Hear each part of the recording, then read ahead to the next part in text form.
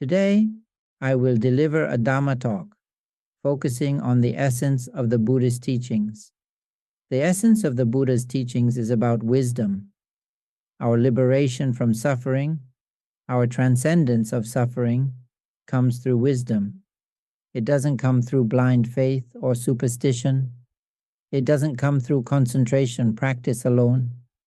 It comes through wisdom, through understanding. Understanding can only arise when we see truth, when we know things as they really are.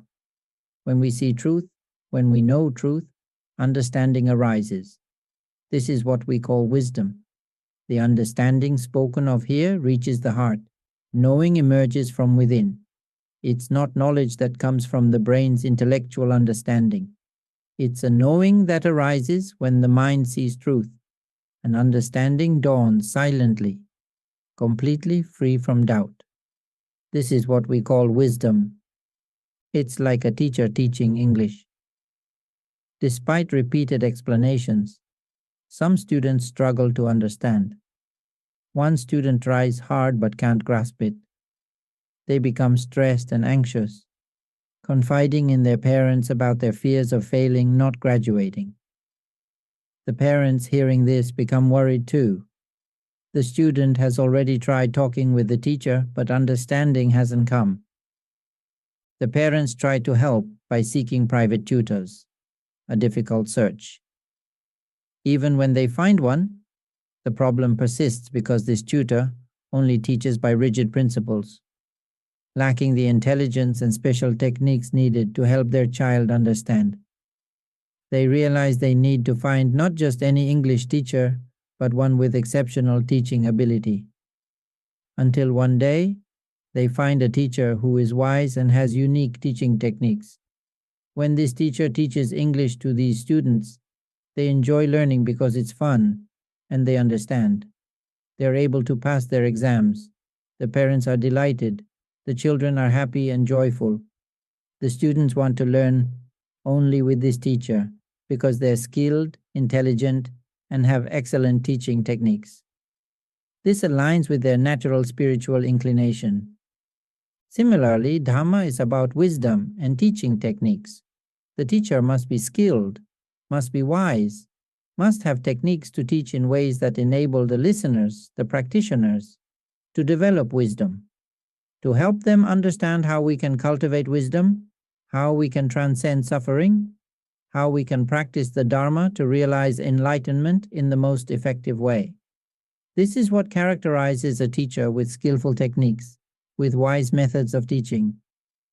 When listeners hear the Dharma from a wise teacher, they quickly gain understanding and may even attain realization of the Dhamma instantly, without delay. This is the essence of the Buddhist teachings and the ultimate goal of every Buddha, to ensure that their disciples teach sentient beings with wisdom, using exceptional and effective techniques. The method of teaching doesn't matter as much as the outcome, that listeners must attain realization of the Dhamma as swiftly as possible. When listeners come to hear Dhamma, they experience happiness while observing the workings of their own mind. They come to see the truth, that our mind is inherently radiant and pure. However, the reason our minds become entangled in the cycle of birth, death, and suffering is because they are clouded by ignorance, avijja. Ignorance is simply the lack of understanding of things as they truly are. Once we understand how the mind gets carried away by mental fabrications and recognize this process, we can discern and separate mental phenomena clearly. By observing the mind's activities, wisdom arises naturally. This wisdom is the understanding of things as they are, referred to as the development of mindfulness, satipatthana. When the mind awakens to awareness, right view arises, seeing and understanding truth. The mind then experiences a sudden illumination in the Dharma, realizing enlightenment right there while listening to the teaching. This is the miracle of instruction, anusasan patihariya, where the power of the teaching brings about direct and transformative understanding in the listener.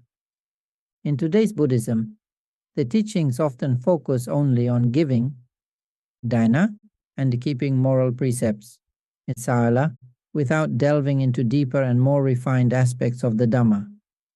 Even when deeper teachings are presented, few show interest or pay attention. This trend leads to the gradual decline of Buddhism. People are drawn to stories of supernatural powers, sacred objects, and predictions of winning lottery numbers, interests that captivate the world. Many are motivated to practice in the hope of becoming celestial beings, Brahmas, or achieving various material benefits. They turn to Buddhism for solutions to fix bad karma, avert misfortunes, or heal illnesses. Unfortunately, these practices focus on addressing external problems or symptoms, not the root cause, which lies in the mind. This neglect of addressing the core issues of suffering is a tragedy for sentient beings living in this era. The Buddha taught that being born as a human is extremely rare, like finding a needle thrown into the ocean or picking up a single grain of sand from the vast earth. Even rarer is being born as a human and encountering Buddhism. Most are born into other religions or none at all. Even those who encounter Buddhism often only identify with it superficially, without truly understanding or practicing its teachings. Such individuals are considered as not having truly encountered Buddhism either. Many who encounter Buddhism become attached to its superficial aspects rather than focusing on its core purpose, the cessation of mental suffering. They seek personal gain, believing that making merit will bring wealth, eternal youth, or exemption from sickness and death.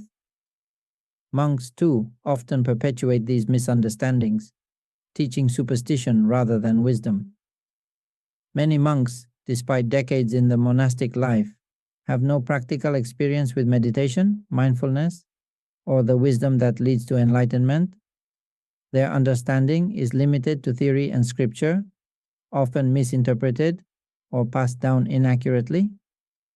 Such teachings encourage blind faith, urging people to make donations or perform rituals to gain merit, sometimes leading to exploitation.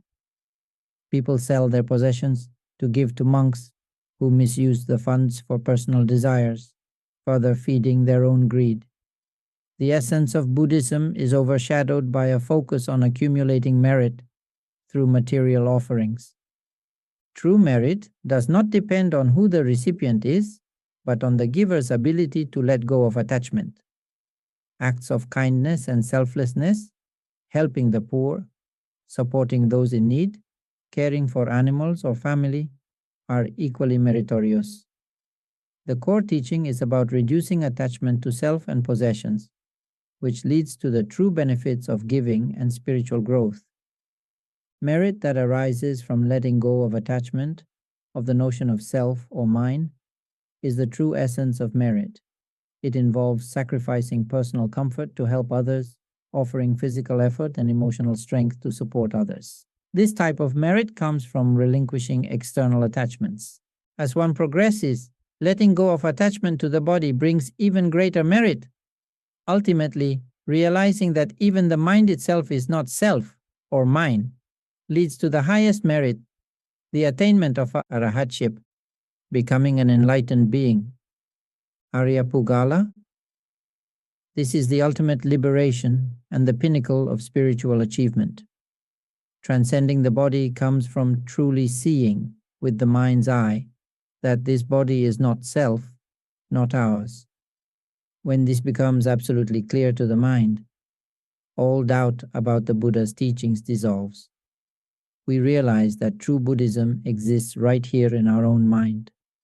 We become unwavering in inner awakening, no longer doubting what non-becoming means, no longer questioning how this body is not self. We see clearly that this body is merely a formation. After releasing attachment to the body, we release the mind too, seeing that even this consciousness is not ours. This is the cessation of I and mine, leading to noble attainment up to full enlightenment. This is true merit, punya. Merit comes from releasing attachment, letting go of clinging. The more we can release, the greater the merit. This is not merit as commonly misunderstood. It cannot be bought with money or donations.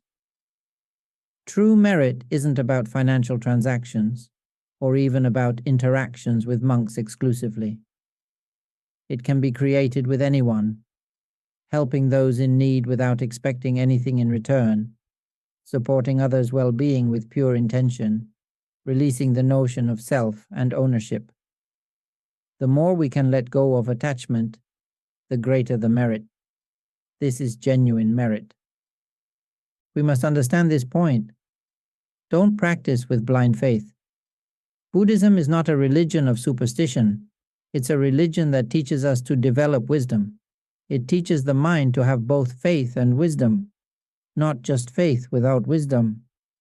When there is faith without wisdom, it becomes mere superstition.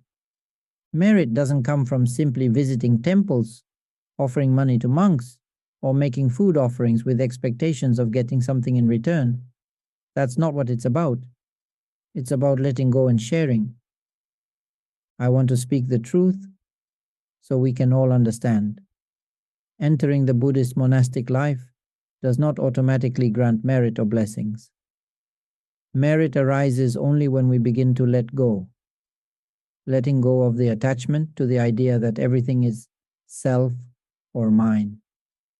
This includes external possessions like houses, cars, land, money, and even relationships like parents, siblings, and relatives. None of these are truly ours.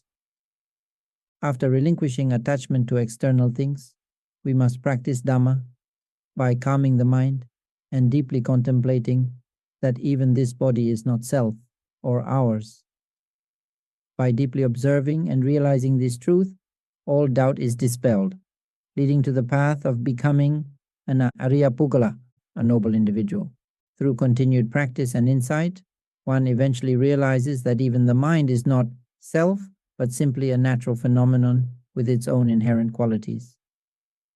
This realization that the mind is merely an aspect of nature, an element of knowing, vijnana dhatu, an empty element, is the end of suffering.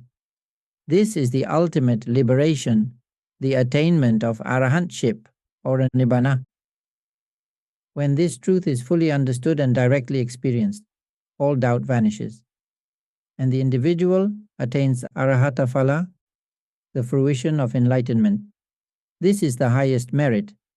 This is true merit that comes from practice, from seeing and knowing things as they truly are. To study and understand the Dharma in Buddhism means to study and understand that body and mind are not self, not ours. When we see and understand this, that's what we call studying the Dharma, practicing the Dharma. Dhamma is an akaliko, which means it is timeless, not bound by time, place, beings, or self. It is not related to the physical body, gender, age, whether one is male or female, young or old, or even to one's physical condition, such as being disabled. Rather, it is concerned with whether we have body and mind. If we have body and mind, that itself is the place to practice Dharma, that itself is where enlightenment can be attained. This is because of its nature of anatta, non-self. Anatta means there is no self, no essence, no entity that truly belongs to us. It is not related to a self or identity in the concept of anatta. Earlier we discussed dana, the practice of giving and sharing. Dana means relinquishing or letting go. It involves sharing our excess wealth and resources while keeping only what's necessary for family needs. When we help others, our hearts feel fulfilled and we loosen our attachments. Hoarding or excessive accumulation leads to stress and burdens, likened to building a large house with too many rooms that becomes unmanageable. This attachment creates unnecessary worries and complications. In contrast, contentment comes from having just enough for one's needs and sharing the surplus to support others without expecting anything in return. Such selfless giving is a virtue that brings true blessings and peace of mind. The next type of merit is the merit of sala, moral discipline, which can be divided into two types: worldly, lokiya, and transcendent, lokutara. Observing the 8 precepts, sila, is considered worldly morality. It involves refraining from harming others, abstaining from sexual misconduct, avoiding intoxicants, stealing, killing, and similar actions. These precepts are necessary for harmonious living in the world, ensuring that we do not harm others or commit harmful deeds. Worldly sila does not directly increase merit, but prevents the creation of new negative karma. Its main benefit is fostering a peaceful coexistence and providing mental ease, as it helps avoid harmful actions and promotes a tranquil life. This is the merit that arises from observing worldly morality. The transcendent, lokutara, morality pertains to the mind. It involves an awakened awareness within, where the mind does not drift outward, but instead observes mental fabrications internally without being carried away by them. This type of morality is about freeing the mind from the cycles of samsara and ceasing the creation of any new karma. Transcendent sila reflects a state of inner awakening where the mind remains stable and does not project itself outward. It is a profound discipline rooted in mindfulness and liberation. The next topic is samadhi, concentration, which has significant benefits and is a higher form of merit. Many understand the samadhi as calmness, but it truly means a state of steadfast focus or unwavering concentration. In worldly, lokiya, samadhi, the mind becomes firmly focused on a single object, such as a mantra, e.g., Buddho, or the breath. This focused attention is characterized by initial application, vitaka, and sustained application, vikara, where the mind engages with and remains steadily aware of the chosen object. As the mind becomes increasingly focused, it transitions from momentary concentration, kanika samadhi, to access concentration, upakara samadhi, and eventually enters the deeper absorptions, jhana, progressing through the stages of one-pointedness, joy, piti, happiness, sukha, and equanimity, upekkha. However, samadhi cannot be forced. It arises naturally as a result of consistent practice. For instance, focusing on the breath or the mantra begins with clear awareness, and as the mind settles, distractions diminish. Over time, the awareness becomes subtler, leading to joy and tranquility, and eventually to a state of equanimous, one-pointed focus. This process unfolds on its own, much like falling into a natural rhythm. It is not something that can be artificially created or willed into being. The practitioner's role is simply to create the right conditions through continuous practice, without attachment or excessive effort. When the time is right, the mind will gather itself naturally into concentration. Trying to force the process or expecting it to match preconceived ideas only creates obstacles. True samadhi arises as a natural progression from practice, and it is experienced directly as pakata, something that is known individually by the practitioner. Now let's discuss another form of samadhi, one that aligns with the sammaditi, right view, which is the lokutara samadhi, transcendent concentration. This is the concentration that leads to the path, magga, fruition, phala, and nibbana. It involves the awakened awareness of the mind and is referred to as satipatthana, the foundations of mindfulness. When the mind is fully aware and awakened, at that very moment, it naturally enters a state of samadhi. In practice, sati, mindfulness, and the samadhi are inseparable. They arise together and function as one. However, in theoretical terms, sati is defined as the ability to recollect or be aware. Each moment of awareness and mindfulness is sati. Samadhi, on the other hand, refers to steadfast and unwavering focus. Samadhi involves an awakened, steadfast awareness, a consistent recognition of thoughts, emotions, and mental fabrications. This form of samadhi leads to the path, fruition, and the nibbana. When this awakened awareness stabilizes and becomes continuous, lasting for minutes, hours, or even throughout waking hours, it develops naturally into a sustained mindfulness and concentration. This state of awareness, where one continuously observes thoughts and emotions without attachment, evolves into lakhanupanechana jhana, a meditative state focused on the characteristics of phenomena, supporting progress toward liberation. It is essentially mindfulness, sati, and concentration, samadhi, becoming more frequent, prolonged, and stable, forming a transcendent, lokuttara, samadhi. This process is deeply meritorious, involving letting go and relinquishing attachment to the sense of self and mine. As one practices, there is a gradual realization that the body is not me or mine. Eventually, one also sees that the mind itself is not me or mine. This understanding arises from consistent practice of steadfast mindfulness, supported by morality, sila, concentration, samadhi, and wisdom, panna. These qualities work together to facilitate the relinquishment of clinging and the realization of liberation. Worldly wisdom, lokiya panya, refers to the type of understanding that arises from logical thinking and intellectual reasoning.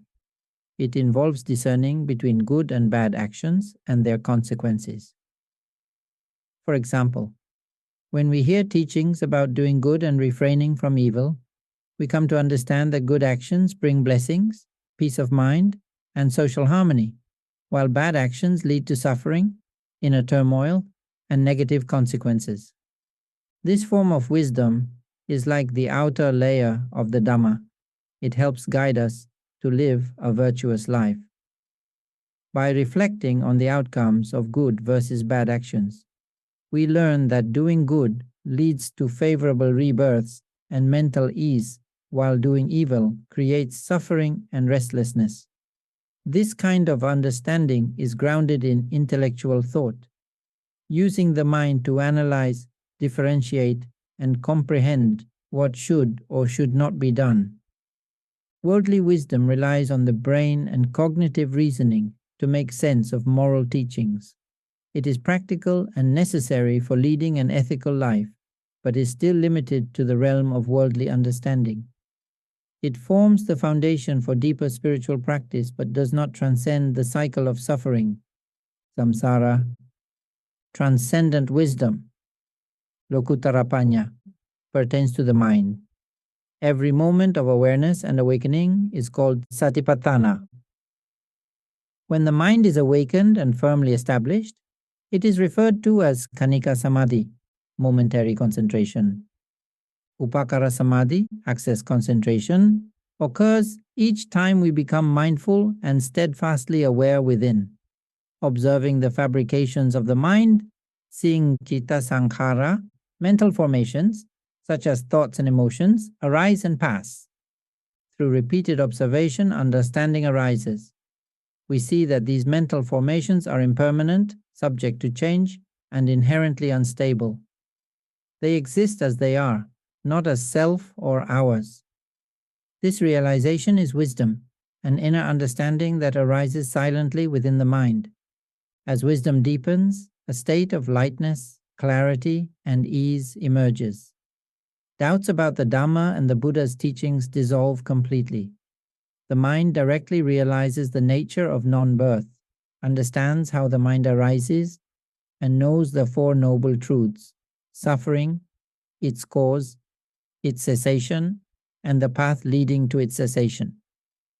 This is the direct understanding of reality, seeing things as they truly are, and it is this insight that gives rise to wisdom.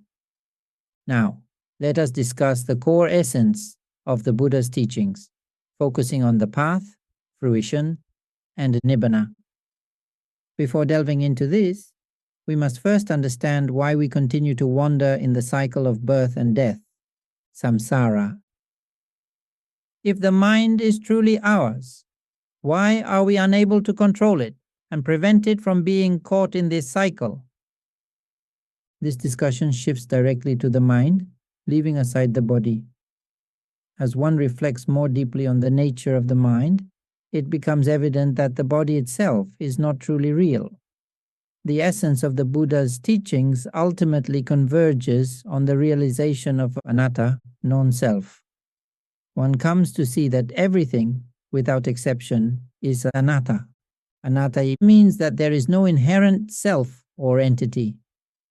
Nothing exists as a permanent, independent self. This understanding lies at the heart of liberation. I will speak only about anatta, non-self. The concept of anatta can be difficult to understand, but I encourage you to listen attentively and repeatedly. Listen to all the recorded talks I've given. They consistently emphasize anatta. However, it is challenging to grasp because it represents the ultimate end of suffering. Understanding anatta is what makes one an Arya Pugala, noble person.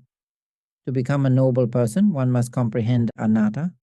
To attain a good rebirth, sugati, to be free from suffering, one must rely on the understanding of anatta. Even in our daily lives, understanding anatta can free us from ailments like migraines, ulcers, and stress. When we truly understand anatta, we stop suffering unnecessarily. We no longer allow ignorance to lead us into suffering over worldly matters. The word atta means self or having a self, while anatta means not having a self or lacking any true self. It points to the reality that nothing inherently exists as an independent, permanent self. This understanding is the key to liberation from suffering. Let me explain about the mind and why it must go through the cycle of birth and death. We often believe that the mind is ours, but if the mind truly belonged to us, we should be able to guide it, right? For instance, we should be able to say, "Mind, do not suffer. Do not feel stressed. Be happy. Do not feel this or that emotion. You must feel good all the time. You must only laugh. You must be calm and stable. Do not think about this or that." Try guiding your own mind in this way. Can you truly direct it? No matter how you try, it doesn't listen. That's because it isn't your mind. It isn't owned by anyone. The mind is simply a natural phenomenon, with no one as its master. The word mind is in truth a conventional term. In its true essence, the mind isn't even the mind. We must rely on conventional language to explain it. It is simply a natural phenomenon. Everything I have spoken about the Dhamma so far has borrowed human language to convey something that can help us understand the Dhamma. The true essence of Buddhism concerns the mind and vimutti, liberation, not sammuti, convention. Sammuti refers to the language and ideas we create to communicate with one another, concepts shaped by our thoughts and imagination, expressed as words for dialogue and understanding. But Dhamma, the ultimate truth, pertains to vimutti. It transcends convention. It cannot be spoken or explained. It can only be directly experienced. It is about knowing things as they truly are, as they arise, in a state of pure awareness. This direct knowing, this knowing things as they are, is what we must grasp. If anyone can truly understand this state of continuous uncontrived knowing, allowing the mind to awaken and see reality clearly, moment by moment, they will be on the path to becoming a noble one. Arya Pugala. Such a person will be liberated from the cycle of birth and death, samsara, in this very life. The mind, in its true nature, does not exist in a tangible sense. It is a natural phenomenon beyond language or description. It has no form, but serves as the origin of all things. It can be likened to the vast emptiness of space which encompasses everything: planets, galaxies, light, darkness, and energy, all existing within this emptiness. This emptiness is neither light nor dark. It has no boundaries, no location, yet it is ever present and complete. Similarly, the mind is like this emptiness, not something to be grasped or defined as empty, but free from fabrication, pure and perfect in its nature. Another analogy is that the mind is like the earth. Just as the earth is the origin and foundation for trees, buildings, and all living beings, the mind is the source of all mental formations, citta sankhara. Trees grow from the earth, live, age, die, and return to the earth, repeating this cycle. Similarly, humans arise, grow, and dissolve back into the same source. Everything originates from the earth, and in the end, everything returns to it. The mind, like the earth, is the origin of all phenomena. Mental formations are actions or manifestations of the mind, just as trees are manifestations of the earth. This cycle of arising, aging, dissolving, and returning reflects the impermanence of existence, while the source, the mind or the earth, remains constant, timeless, and complete. The mind can be compared to water. Just as water naturally creates waves as a manifestation of itself, waves are not the water itself. They are merely an expression or action of water. Similarly, the mind gives rise to mental formations, citta sankhara, such as thoughts and emotions, which are expressions of the mind but not the mind itself. These formations are impermanent and lack inherent existence. Only the mind itself truly exists. When I speak, I rely on citta sankhara, on thoughts and mental constructs, to form words and communicate. As you listen and understand, that understanding is also citta sankhara. When you process what you hear, think about it, or question it, these actions are all mental formations arising from the mind. This illustrates how the mind works. It generates thoughts, emotions, and mental activities through citta sankhara. Because there is a mind, there are these formations. Understanding this process is crucial, as it is the essence of the Dhamma and the true nature of our existence. The mind, as its true nature, cannot be expressed in words. Its sole function is to know. In essence, the mind is the knowing nature, the knowing element. Its role is simply to be aware. Every time something arises or is fabricated, the mind immediately fulfills its role of knowing it. While we are thinking, this knowing nature reveals itself to us. As we experience various emotions, happiness, suffering, anger, joy, or laughter, this knowing nature is present, manifesting itself for us to perceive. This knowing nature can also be referred to as nirvana, nibbana, the fruition of enlightenment, arahant phala, the elemental Dhamma, Dhammadhatu, or emptiness, sunnata. It is the fundamental essence of awareness, always present and accessible in every moment of experience. The mind is like water that forgets it is water and mistakenly identifies itself as waves. When the waves intensify, the water fuels them further, creating an endless cycle of turbulence. This reflects the ignorance of the mind, similar to how we react to our own thoughts and emotions.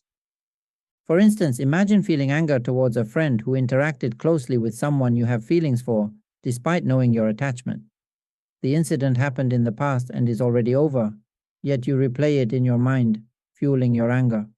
The more you think, the more your emotions intensify, resentment grows, and plans for confrontation or revenge take shape. This escalating anger can lead to harmful actions, even though the situation might not be as you perceive it. The story illustrates how clinging to past events and mental fabrications amplifies emotional turmoil, showing the mind's tendency to feed and intensify its own creations, often without clarity or understanding. This is the nature of an untrained mind, caught in cycles of attachment and reactivity. This is entirely a creation of our own making, a result of the mind's reinforcement and perpetuation of mental formations.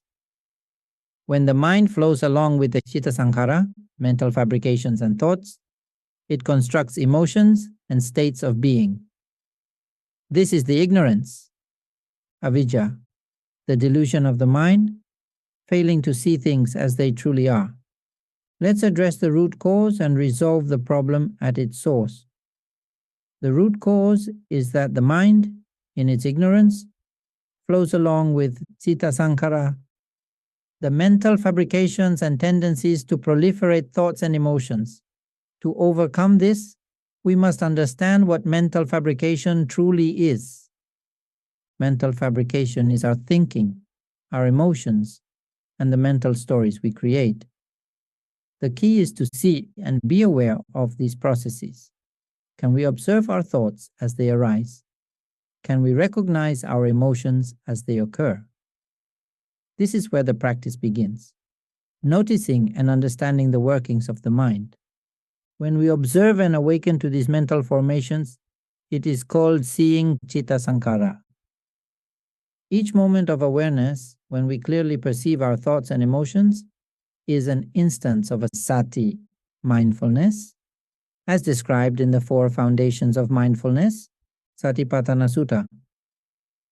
Don't forcefully try to create mindfulness. Simply recognize and allow it to arise naturally. Each time we awaken to the present and become mindful, we are momentarily freeing the mind from being entangled in the citta sankhara. This is the path to understanding and liberation. Awakening to awareness moment by moment can happen during ordinary activities. For example, imagine you are watching TV. As you watch, can you become aware that you are hearing the sounds? Can you recognize that you are hearing the voices coming from the TV? This is what we call mindfulness, awareness of what is happening in the present. As you watch TV, you hear the characters speaking, the protagonist, the heroine, or the villain. If you are not mindful, you become swept away by the story. You might find yourself identifying with the heroine, disliking the villain, or imagining yourself as the protagonist. You have already been carried away by the narrative and emotions of the show. However, the moment you become aware, you realize, I am hearing sounds right now. You notice, this is a woman's voice, this is a man's voice, this is the protagonist, this is the villain. In that moment of awareness, the mind separates itself from the mental fabrications. Instead of being swept away by the story, it recognizes the sounds and the mental processes. This moment of awareness is when the mind disentangles itself from mental formations and perceives reality as it is. It no longer flows along with the fabrications, but instead remains grounded in mindful knowing. Dhamma teaches the principle of anatta, non-self, meaning that there is no inherent self or true identity in anything. Anatta does not mean existence or non-existence in an absolute sense. It transcends both concepts. It simply points to the absence of a fixed self. The idea of overcoming suffering, dukkha, is not about stopping thoughts or avoiding thinking altogether. Rather, it is about recognizing and being aware of the thinking process itself. The key lies in knowing when thoughts arise, observing them without attachment. When we are mindful of this process, aware that the mind is thinking, we step out of the cycle of identification and attachment. This awareness is what leads to liberation from suffering. When it comes to observing emotions and thoughts, many people initially feel frustrated, wondering why they can't notice them in time. They may think, why didn't I notice the thought before it happened? Why didn't I catch the emotion as it arose? How can I observe them earlier, before they take hold? But the practice isn't about trying to notice thoughts or emotions before they arise. The key is in the moment of awareness itself. The moment you recognize, oh, there's an emotion, or oh, I've been thinking. That recognition is enough. It's complete. There's no need to strive to observe it earlier or before it takes shape. Wanting to see thoughts or emotions before they arise is itself a form of craving. This craving fuels identification with the thought or emotion, reinforcing the false notion that it has a solid existence. In truth, emotions and thoughts are impermanent. They lack inherent existence, anatta. They arise and pass naturally, without a fixed self. The essence of Dhamma practice is to guide the mind to step back and observe the process of mental fabrication.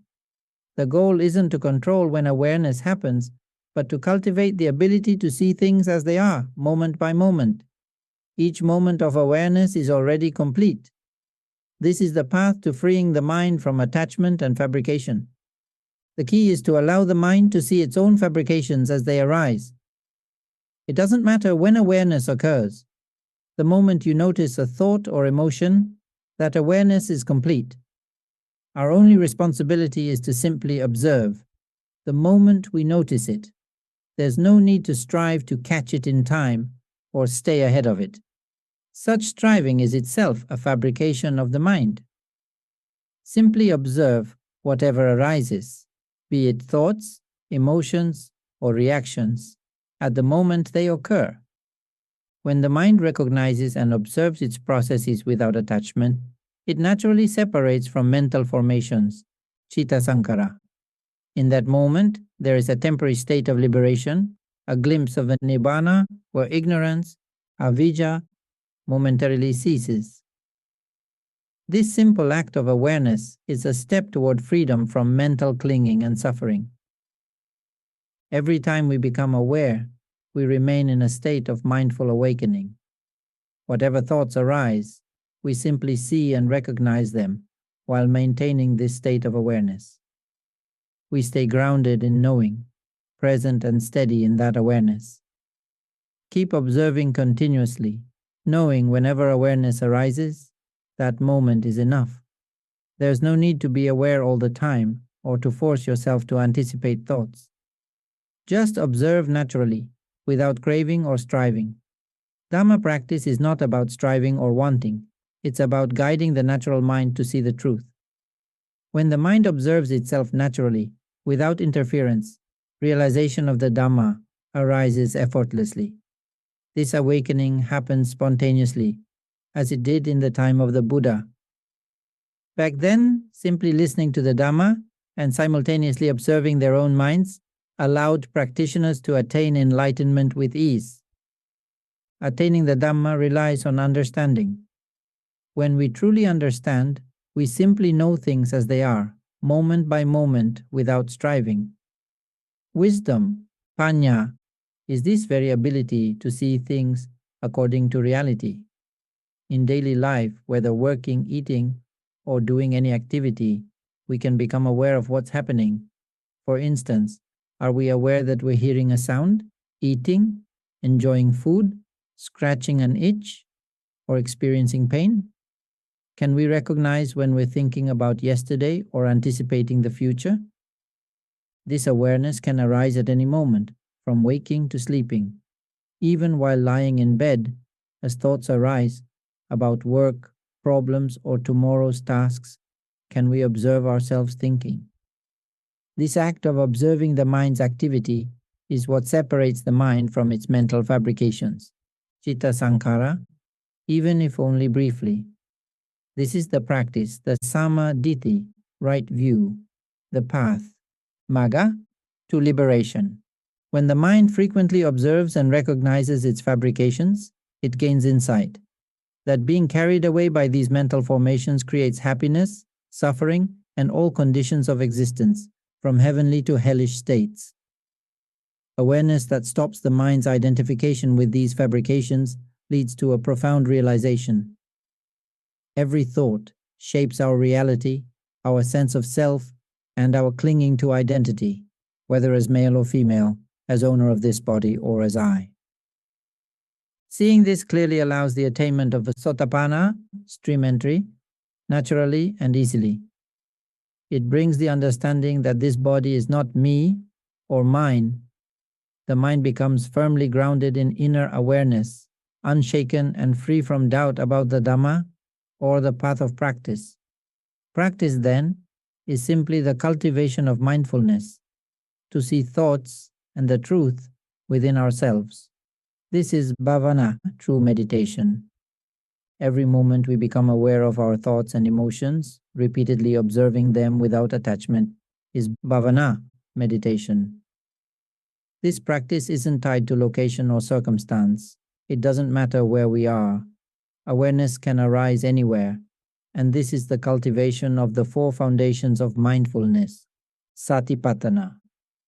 When awareness arises naturally, without effort or intention, we begin to see our thoughts, emotions, and mental states as they occur. Observing them repeatedly, we let go without clinging to any outcomes or expectations. This detachment gradually dissolves the sense of self. The mind awakens on its own, gaining profound understanding and certainty. It realizes that the true refuge lies in the Buddha, the Dhamma, and the Sangha, not externally, but within the awakened mind itself. By observing the arising and passing of mental formations, citta sankhara, we see their impermanence, their lack of self, and their true nature as mere phenomena. This understanding leads the mind to let go, releasing attachment to these formations. It accepts them as natural occurrences, thoughts, emotions, and reactions arising and passing without an owner. As this realization deepens, the mind awakens fully, attaining arahata phala, the fruit of full liberation. Like a lotus leaf in water, the leaf stays in the water but doesn't get wet. The liberated mind is no longer affected by mental formations. Thoughts, emotions, and reactions still arise, but the mind no longer identifies or flows with them. It recognizes them as simply arising and ceasing, without clinging or aversion. Things are simply as they are by their nature. The mind will come to accept this truth and recognize that citta sankhara, mental formations, are merely natural phenomena, something that arises, exists for a time, and ceases. They have their own inherent nature of impermanence, without any self or ownership, simply being as they are. To reach this state, we must practice diligently, listening to the Dhamma often, and observing our own minds consistently. By combining everyday activities with mindfulness and Dhamma reflection, we can practice at all times regardless of age, gender, or circumstances. With dedication and awareness, liberation is possible for everyone in this lifetime. Let us not waste time. Let us practice and awaken to the truth. I will conclude here for today. Sadhu, sadhu, sadhu.